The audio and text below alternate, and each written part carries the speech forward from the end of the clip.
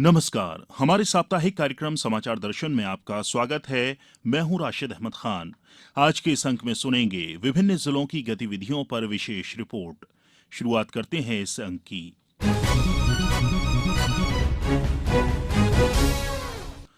इस साल रायसेन जिले में धान की फसल अच्छी होने के कारण मंडी में धान की आवक भी खूब हो रही है।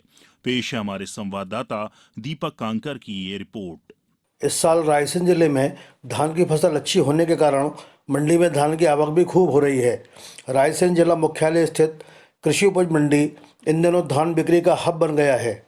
रोजाना 1000 से 1200 से अधिक ट्रैक्टर ट्रॉली में किसान अपने धान लेकर रायसेन मंडी पहुंच रहे हैं।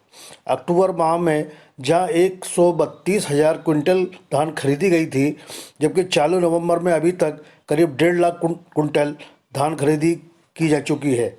मंडी में जगह कम होने के कारण दशहरा मैदान में धान की नीलामी की जाती है, जबकि तुलाई मंडी प्रांगण में की जाती है।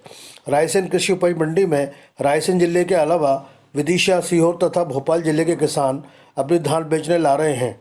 यहाँ किसानों का अपने धान बेचने के लिए आने का मुख्य कारण ये है कि यहाँ 6 अंतर्राष्ट्रीय कंपनी सहित 2 दर्जन से अधिक बड़े व्यापारी एवं धान मिलों द्वारा धान खरीदी की जाती है, जिससे उन्हें धान का दाम भी ठीक मिलता है और किसानों को समय पर भुगतान भी हो जाता है। प्रादेशिक समाचार दर्शन के लिए रायसेन से मैं दीपक कांकर।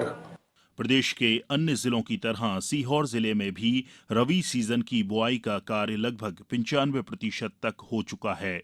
ज्यादा जानकारी दे रहे हैं हमारे सीहोर संवाददाता प्रदीप चौहान। अपने स्वादिष्ट और सोने जैसे चमक वाले शरबती गेहूं के लिए प्रसिद्ध कृषि उत्पादक जिला सीहोर में इन दिनों चारों दिशाओं में खेतों में फसलों का नव अंकुरण वसुंधरा को उल्लसित करता दिख रहा है। बीते हुए खरीफ की फसल के सीजन में सोयाबीन के बम्पर उत्पादन ने एक नया रिकॉर्ड अर्जित किया है। ऐसे में वर्तमान रबी सीजन की बोवनी केवल 5% शेष बची है। वर्तमान रबी के सीजन में जिले में बुवाई का लक्ष्य 3,94,000 हेक्टेयर क्षेत्र पर निर्धारित किया गया है। इसमें 95% बुवाई पूर्ण की जा चुकी है। इसमें गेहूं की बुवाई 2,95,000 हेक्टेयर की गई है, जबकि 90,000 हेक्टेयर में चने की बोवनी अब तक पूर्ण की जा चुकी है। अनुकूल मौसम के चलते ऐसा आकलन किया जा रहा है कि इस बार गेहूं का उत्पादन एक नया रिकॉर्ड बना सकता है। इस मामले में जिला किसान कल्याण तथा कृषि विभाग के सहायक संचालक श्री RS जाट ने जानकारी देते हुए बताया कि इस वर्ष रबी 2021-22 में जिले का लक्ष्य 3,94,000 हेक्टेयर रखा गया था, जिसके उपलक्ष्य में 95% से अधिक रकबे में जो है वो बुआई हो चुकी है। 3,75,000 हेक्टेयर से अधिक रकबे में आज दिनांक तक बुआई होगी। जिले में मुख्यतः गेहूं और चने की फसल का रकबा है। गेहूं का जो लक्ष्य हमारे द्वारा निर्धारित किया गया है वो 3,16,000 हेक्टेयर है और चने का 70,000 है। चने की लगभग 70% बुआई हो चुकी है। गेहूं की बुआई जो थोड़ी सी है वो कुछ हमारे बुधनी बकरा क्षेत्र में बची हुई है। सभी किसान भाइयों को सलाह दी जाती है कि चूंकि शुरुआत में जो 16, 17, 18 अक्टूबर को बारिश हुई थी, उसकी वजह से जिले के अधिकांश क्षेत्र में एक साथ बुआई हुई, जो फसल अवस्था बहुत अच्छी है। और जो किसान भाई अभी भी बुआई कर रहे हैं वो भी फसल के लिए उपयुक्त समय और तापमान है, बहुत शीघ्र ही अपनी बुआई का कार्य पूर्ण करें। जिन किसान भाइयों ने पूर्व में बुआई की है वो समय अनुसार प्रथम सिंचाई पर और चने में विशेष करके कीट नियंत्रण की रोकथाम के लिए उपचार करें। प्रादेशिक समाचार दर्शन के लिए सीहोर से प्रदीप सिंह चौहान। सतना जिले में कोरोना संक्रमण से बचाव के लिए जारी वैक्सीनेशन महाअभियान पर हमारे संवाददाता लाल बहादुर तिवारी की ये रिपोर्ट। सतना जिले में कोरोना संक्रमण से बचाव के लिए वैक्सीनेशन महाअभियान चलाया जा रहा है। जिले में 24 और 25 नवंबर को महाअभियान चलाकर 953 टीकाकरण केंद्रों के अलावा मोबाइल मेडिकल टीम ने गांव-गांव यहां तक कि खेतों में पहुंचकर लोगों को टीका लगाया।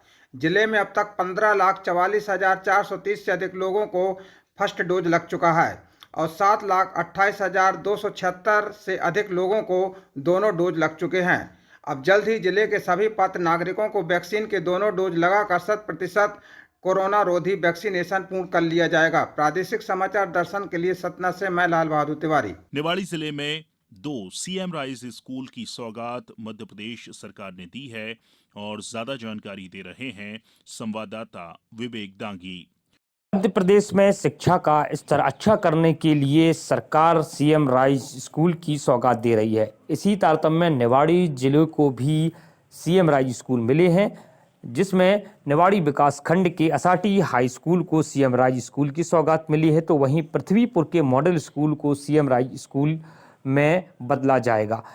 इस सीएम राज स्कूल की संरचना इस प्रकार होगी कि इसमें सर्व सुविधा युक्त क्लासें होंगी और साथ ही इसमें स्विमिंग पूल होंगे और बच्चों के आवागमन के लिए वाहन की भी सुविधा होगी, जो स्कूल बस होंगे और इसी के साथ छात्रों की जो एक्स्ट्रा एक्टिविटीज़ होती हैं उनके लिए उनकी रुचि के अनुसार ही ड्राइंग क्लास, संगीत क्लास और इसके साथ ही अन्य जो खेल कूद के साजो सामान उससे सुसज्जित एक बहुत ही अच्छा स्कूल होगा। अच्छी शिक्षा मिले, गुणवत्तापूर्ण शिक्षा मिले, इसके लिए शिक्षकों की बाकायदा एक टेस्ट लिया जा रहा है। इस टेस्ट में जो भी शिक्षक पास होगा उस शिक्षक का चयन सीएम राज स्कूल के लिए किया जाएगा।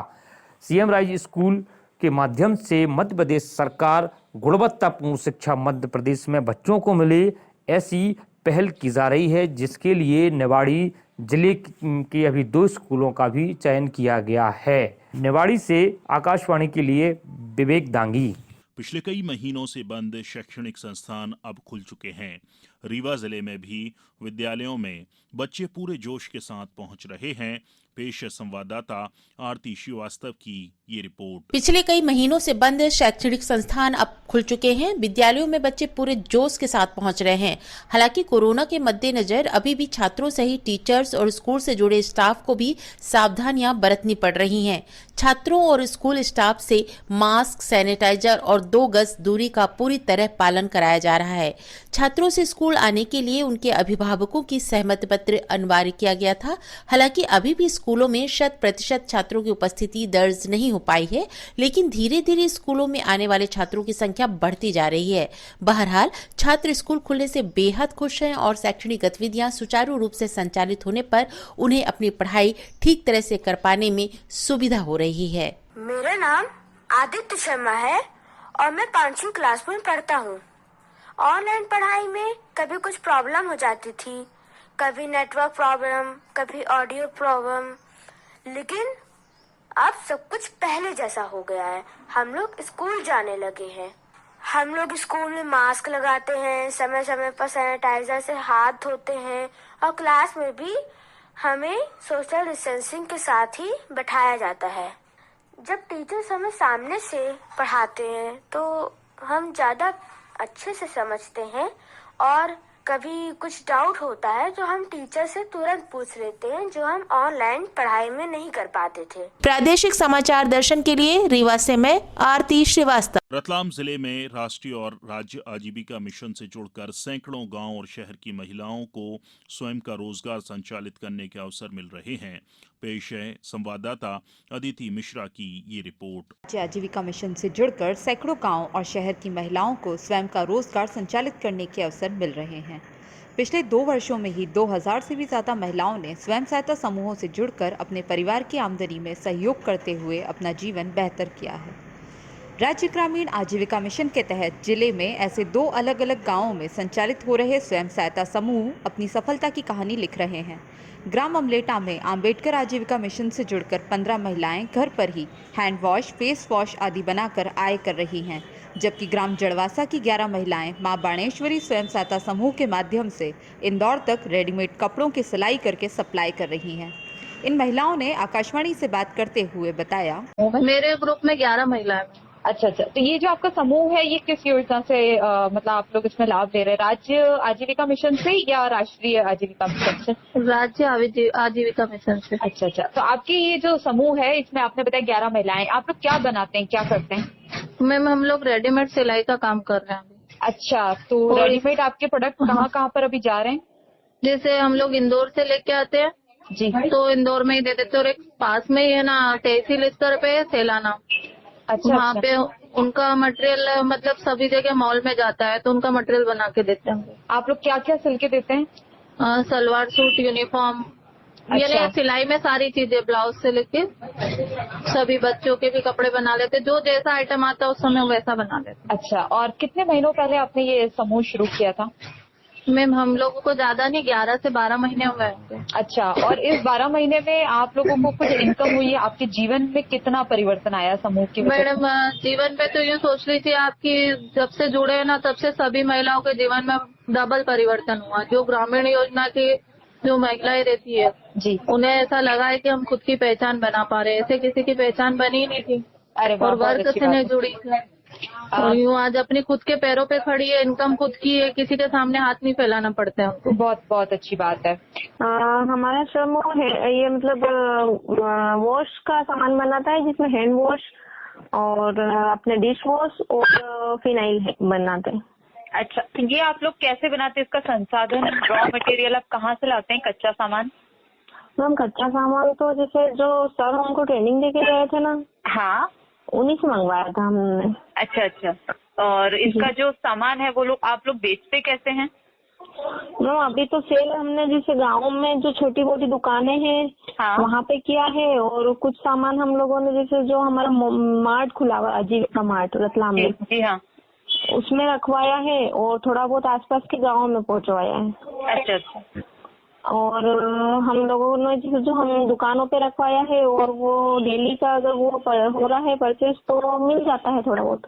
मतलब पहले के हिसाब से जब आपका समूह नहीं था तब से अभी में कुछ अंतर आया आपके जीवन में, आमदनी में? जी मैम, अंतर तो आया है ना, क्योंकि आमदनी भी मतलब पहले क्या है कि हर चीज के लिए दूसरे पे डिपेंड होना पड़ता था, और अब ये है कि हम सेल्फ डिपेंड हैं, हम अपना काम खुद कर सकते हैं। समाचार दर्शन के लिए रतलाम से मैं अदिति मिश्रा। नीमच निम्बाहेड़ा रेल दोहरीकरण का कार्य तेजी से चल रहा है। रेलवे ने मार्च 2022 तक इसे पूरा करने का लक्ष्य रखा है।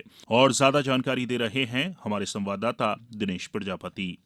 नीमच निम्बाहेड़ा रेल दोहरीकरण का काम तेजी से चल रहा है। रेलवे मार्च 2022 तक इस कार्य को पूरा करने का लक्ष्य लेकर चल रही है। इसमें 2 बड़े ब्रिज का निर्माण कार्य चल रहा है। छोटी पुलियाएं तैयार हो गई है। ट्रैक पर अर्थवर्क हो गया है। अब गिट्टी के साथ ट्रैक का काम करना बाकी है। ये काम पूरा होने पर नीमच चित्तौड़गढ़ के बीच ट्रेनों का रुकना नहीं पड़ेगा। यात्रियों को कुछ महीने में नई गाड़ियाँ मिलेगी। 26 नवंबर को जीएम आलोक बंसल ने नीमच रेलवे स्टेशन का निरीक्षण किया, फुटबॉल मैदान और कोर्ट का शुभारंभ किया। 133 किलोमीटर लंबी नीमच रतलाम ट्रैक को 1095 करोड़ के राशि से दोहरीकरण का कार्य केंद्र सरकार द्वारा मंजूर किया गया है। प्रधानमंत्री नरेंद्र मोदी और रेल मंत्री ने इसे अपनी पहली प्राथमिकता में लिया है। अगले वर्ष काम शुरू होगा तथा 2022 तक इसे पूरा करने का लक्ष्य रखा गया है। नीमच बड़ी सादरी नई रेल लाइन पर 495 करोड़ का प्रोजेक्ट है। शीघ्र ही सर्वे कार्य पूरा हो जाएगा। जमीन अधिग्रहण की प्रक्रिया किया जाना बाकी है। इसमें 48 किलोमीटर का हिस्सा रतलाम मंडल, 15 किलोमीटर का पश्चिम रेलवे तथा बाकी हिस्सा उत्तर पश्चिम रेलवे की सीमा में है। इंदौर उज्जैन के बीच मेमू का संचालन भी शीघ्र शुरू हो गया है। पीआरओ KR मीना ने बताया कि अगले कुछ समय में रतलाम चित्तौड़गढ़ ट्रैक पर यात्रियों को नई एक्सप्रेस ट्रेनों की सुविधा मिलना प्रारंभ हो जाएगी। अभी हाल में ही देश के प्रधानमंत्री ने रतलाम मंडल के रतलाम नीमच सेक्शन डबलिंग कार्य की स्वीकृति दी है। इसमें 132 किलोमीटर के रेल खंड में तकरीबन 1095 करोड़ रुपए का लागत आएगी। इस तरह से एक नया ट्रैफिक और विकल्प मिलेगा। इस बीच मंदसौर स्टेशन भी आता है, और ये जो कार्य है ये 2-3 साल में पूर्ण हो जाएगा। और इसमें क्या है, और फ्रेट और जो मेल एक्सप्रेस ट्रेन है वो भी बढ़ेंगी और इस सेक्शन का विकास होगा। प्रादेशिक समाचार दर्शन, नीमच, दिनेश प्रजापति। हमारे इस अंक में फिलहाल इतना ही। अगले अंक में फिर मुलाकात होगी नए विषय, नई गतिविधियों के साथ। तब तक के लिए नमस्कार।